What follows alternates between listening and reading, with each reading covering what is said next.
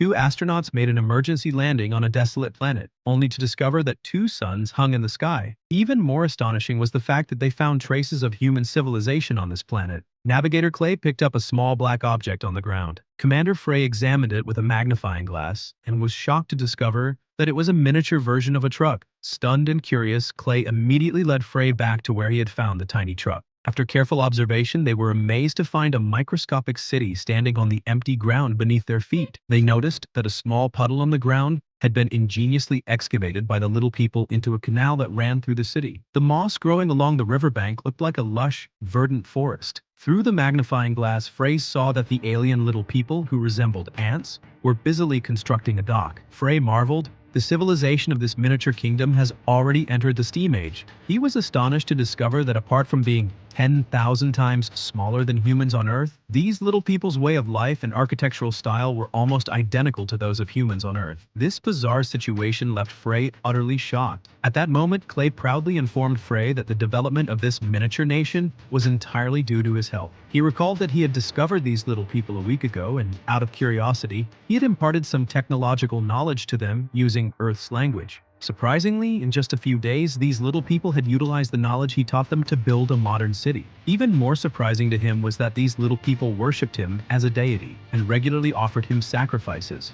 Upon hearing this, Frey immediately admonished Clay, "You can't interfere too much with alien civilizations. They have their own evolutionary processes." However, Clay had already become immersed in his role as a deity and couldn't extricate himself. To prove that he was the master of this miniature world, Clay decided to launch an attack and completely dominate this world.